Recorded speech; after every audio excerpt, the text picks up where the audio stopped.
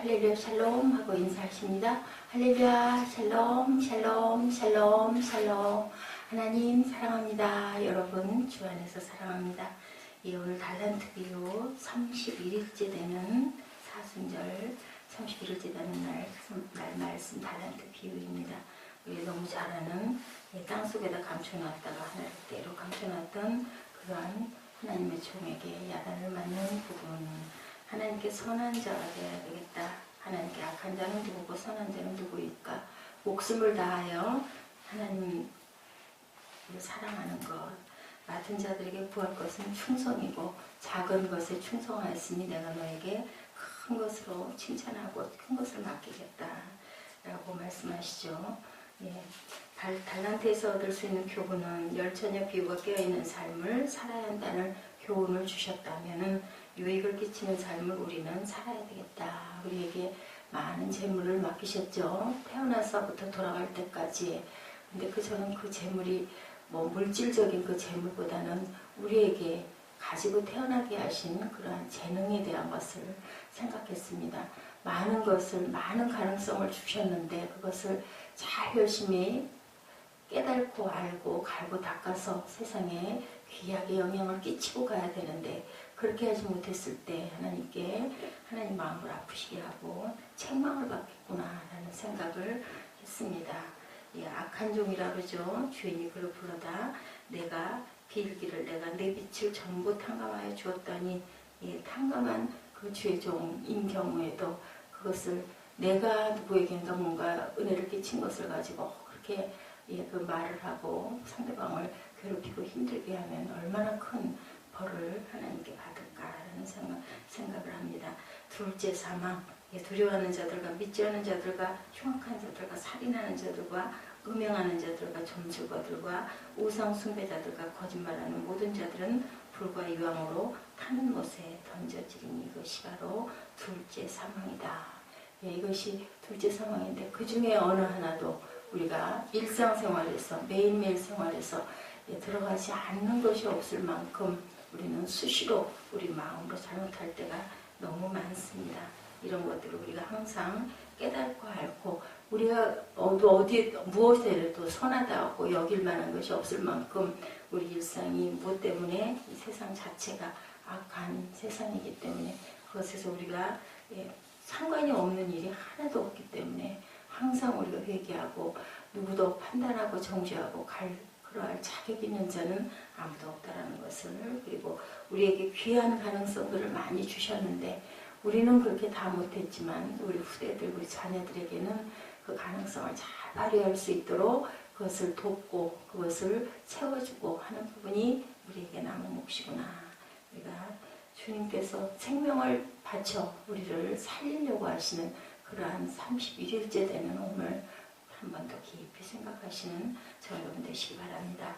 오늘 역대하 말씀 29장 1절에서 11절 말씀 유다왕 히스기야의 성전 정화 아주 다윗과 같은 그런 왕이었다라고 말을 할 만큼 칭찬을 받을 만큼 25세라는 좋은 젊은 나이에 등극을 해가지고 29년 동안 귀하게 다시 성전을 재건하고 그리고 깨끗하게 성소를 정리하는 그러한 모습이 1절에서 11절까지 나와 있죠.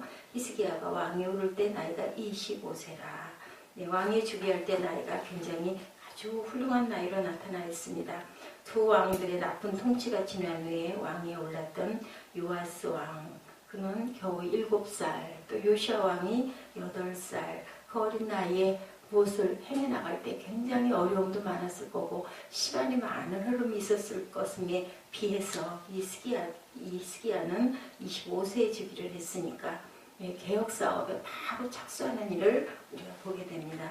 그의 아버지의 우선 숭배 얼마나 마음이 아팠을까. 나이가 그 정도 됐으니 얼마나 많은 것을 바라보면서 마음의 아픔을 가졌을까.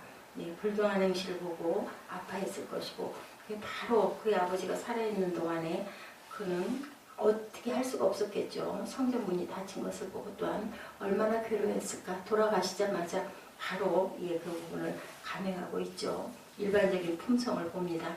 다윗처럼 여호와의 보시기에 정직히 행했다. 2절에 그렇게 나타나 있죠.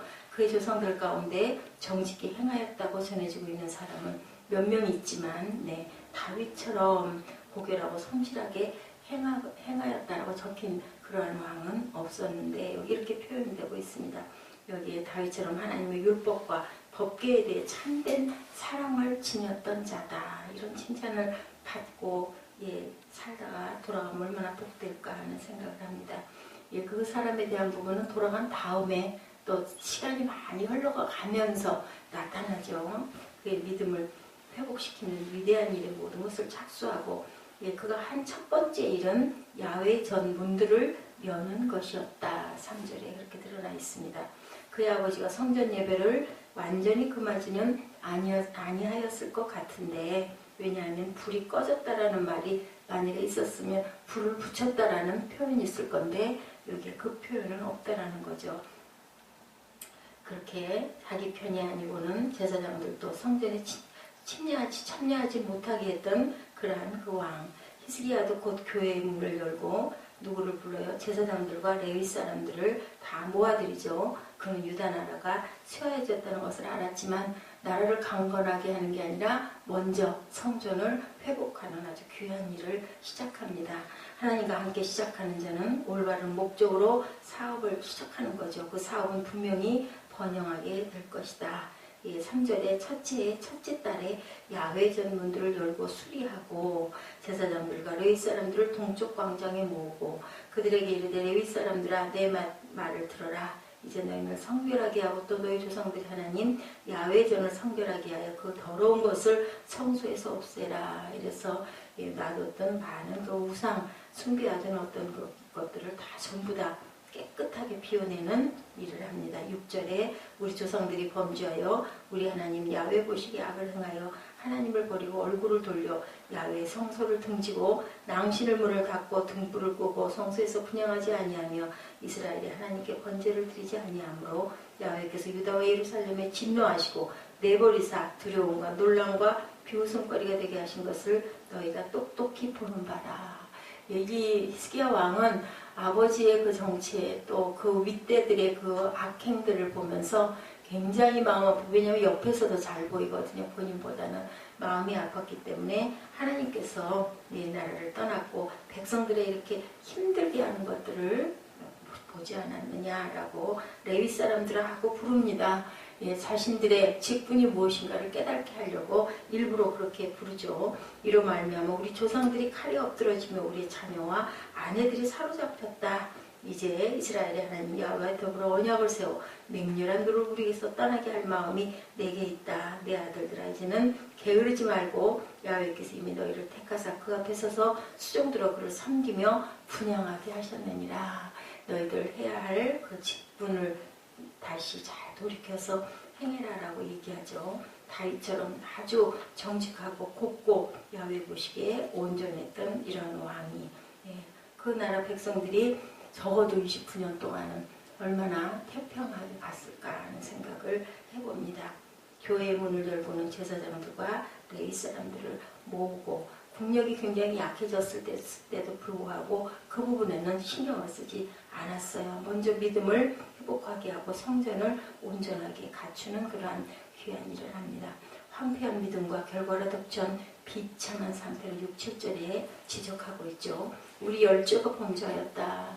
나의 선조가 범죄하였다라고 말하지 않습니다. 아버지를 마음 아파하는 부분이 있었기 때문에 그저 열조 윗대가 악하게 굴었던 하나님을 떠났던 그런 열조들에 대한 얘기를 이렇게 상징적으로 얘기를 하죠. 제사장 요리아는 아하스와 함께 우상의 제단을 세우는 일에 가담을 했고 히스기야는 다음과 같은 것들을 한탄합니다. 하나님의 전이 황폐하게 되었다. 그들은 하나님을 버리고 야훼 성소를 등졌다. 하나님의 규례를 등진 자는 바로 하나님을 저버린 자들이다 라고 이렇게 얘기합니다. 오늘날 우리가 그 예배에 있을 때 예배 대신 다른 것들을 선택하는 경우 그것이 하나님을 등진 것 그런 마음이 들었습니다. 하나님을 섬기던 의식이 향해지지 않게 되고 등불은 켜지지 않았고 분향하지 않았다. 이런 일이 아직도 소홀히 여겨지고 있고 그들은 말씀대로 행하지 않고 등불을 켜는 일로 상징되었다. 기도와 찬미도 올바르게 바치지 않았다. 분양하지 않았다라고 이렇게 상징적으로 얘기합니다.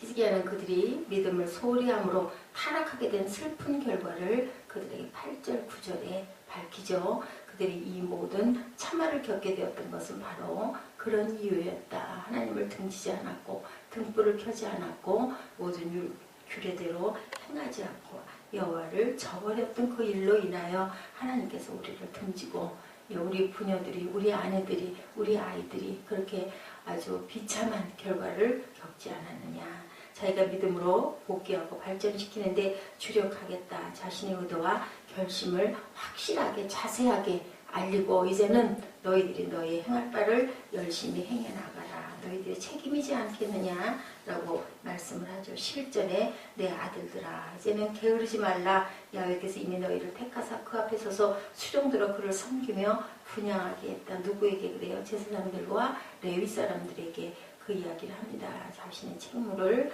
확실하게 정확하게 해나가라. 레위인과 제사장들의 그들의 의무를 행하라고 촉구합니다. 이야기로 시작되고 끝납니다. 5절부터 그는 그들이 하나님께 대한 의무를 상기할 수 있도록 레위 사람이라고 불렀고 자기와의 관계를 상기게 시키기 위하여 아들들이라고 왕에게는 다 신하들이 아들들이라고 불려주었던 그런 때였죠. 그리하여 그는 그 나라를 바로잡기 위해 그들이 아버지와 함께 아들로서 수종들로 야훼를 섬기기를 원하는 자신의 뜻을 정확하게 밝힙니다. 그는 그들의 의무로 제일 먼저 자신들의 회개 그리고 자신들의 마음과 생활을 바로잡고 우상을 전부 몰아내고 성전을 깨끗하게 성결하게 누가 그러셨어요? 예수님이 오셔가지고 성전 청결 작업을 하시죠. 모든 것을 다 끌어내고 둘러엎어버리고 쫓아내버립니다. 그 다음엔 하나님의 종으로 하나님의 전을 성결케 하는 것. 악용이나 신성모독으로 인하여 더럽혀진 성전을 깨끗하게 하며 원래의 목적에 합당하도록 다시 닦고 세운 일을 합니다. 그는 그들에게 그 일을 하게 하죠. 이제는 게으르지 말라. 너의 의무를 잘못 행하지 말라. 이 선한 사업이 너의 부주함으로 인하여 지체되도록 하지 말라. 속지 말라라고도 이렇게 해설이 되어 있기도 합니다. 하나님 일을 게을리함으로 하나님을 비우고 그를 속이려고 하는 자들은 바로 자기들을 속이는 것이다. 그들의 영혼을 속여 저주하는 것인 것을 너희들이 깨달아라 라고 얘기하죠. 그 일을 행하지 아니하고는 어떤 위험을 당하지 않는다거나 위급한 일이 없으리라고 절대로 방심하지 말아라. 너희가 하나님을 외면함으로 인하여 너희에게 돌아오는 불이익이 없다라는 것을 너희들 생각하지 말고 깊이 깨닫고 생각하라고 깨우치죠. 하나님은 그 직무를 통해서 그들을 영화롭게 하시죠. 야훼께서 너희를 택하사 그 앞에 서게 하셨다. 우리 모두가 하나님이 택하셨어요. 너는 이러한 일들을 하고 너에게는 이런 재능을 줄게. 내가 너에게 이만한 선물을 줄게 하고 주셨는데 그만 그것을 받들지 못하는 것은 우리들이 그죠? 눈이 어둡고 귀가 열리지 않아서 가슴이 열리지 않아서 받지를 못하고 깨달지 못하고 평생을 그렇게 있다 가는 자들도 있다라는 것. 우리가 늘 기도하고 우리 눈에 보이는 이웃들에게 항상 하나님을 전할 수 있는 거 뭘까요? 우리가 그 빛으로 드러나서 열심히 살아갈 때 그게 바로 하나님을 영화롭게 하고 전하는 것이다. 그들은 지난 실책을 부끄러울 줄 부끄럽게 여겨야 한다. 이제는 성전문이 다시 열리게 되었으니 몇 배나 근면하게 게으르지 말고 임무에 착수하자라고 이렇게 히스기야 왕이 오르자마자 이렇게 레위 사람과 제사장들을 불러서 성전을 깨끗하게 정돈하는 모습. 우리는 늘상 무엇을 그렇게 정돈해야 될까요? 구약의 이야기인데요. 우리 마음을 늘 매일매일 닦고 정돈하고 매일매일 돌아보고 깨끗하게 닦는 일들을 우리가 해나가야 되겠다. 히스기야 같은 이런 귀한 왕. 그런데도 맨 마지막에 바벨론 포로로 붙들려가서 어떻게 돼요? 눈이 빠지고 아주 무서운 결과가 일어나는 그러한 그 히스기야 왕. 하나님을 이렇게 열심히 섬기고 사랑했는데도 우리가 뒤로 가면서 또 말씀을 묵상을 하겠지만 결국은 이런 그 끝을 맞는 것 어떻게 해요? 어쩔 수 없는 그 선조들이 잘못한 많은 것들로 인하여 이렇게 귀한 일을 시작을 하고 했지만 결과는 그렇지만 하나님은 어떻게 바라보셨을까요? 하나님께서는 아마 하늘에 갔을 때 이 왕은 그래도 눈물을 닦아주시지 않으셨을까? 인생 자체가 이렇게 아프고 고난의 삶이고 어떻게 보면 굉장히 억울하고 그렇지만 우리가 인생에서 잠깐 억울한 거 그거 아무것도 아니죠. 귀한 주님의 우리의 그 위로가 있을 때 그 모든 것은 그저 순간으로 끝난다라는 거. 하나님이 보시기에 우리가 세상 살아가는 60년, 80년은 정말 아무것도 아닌 순간이라는 것을 우리가 깊이 생각하고 오늘도 선한 일을 위하여 열심히 달려가시는 저와 여러분 되시기를 주님의 이름으로 축복합니다. 기도하시겠습니다. 심지 않은 데서 거두고 해치지 않은 데서 모은 줄을 내가 알았느냐. 무익한 종을 바깥 어두운 데로 되어 쫓으라. 거기서 슬피 울며 이를 감이 있으리라 하니라. 하나님 저희들 선한 경주를 주님 주저앉지 않게 해주고 끝까지 완주할 수 있는 저희 믿음들이 되도록 은총하여 주시고 오늘 하루도 귀하고 복된 하루 아버지께서 저희들 이 세상을 이처럼 사랑하셔서 저희에게 주셨는데 이 세상에서 주신 귀한 달란트들을 빛낼 수 있는 그러한 저희가 되도록 주님 힘주시고 용기 주시고 능력으로 함께하여 주옵소서. 감사드리옵고 예수 그리스도 이름으로 축복하며 기도드렸사옵나이다. 아멘. 하늘에 계신 우리 아버지시여 이름이 거룩히 여김을 받으시오며 나라의 모합시며 뜻이 하늘에서 이룬 것 같이 땅에서도 이루어지이다. 오늘 우리에게 일용할 양식을 주옵시고 우리가 우리에게 죄 지은 자를 사하여 준 것 같이 우리의 죄를 사하여 주옵시고 우리를 시험에 들게 하지 마옵시며 다만 악에서 구하옵소서. 나라와 권세와 영광이 아버지께 영원히 있사옵나이다. 아멘.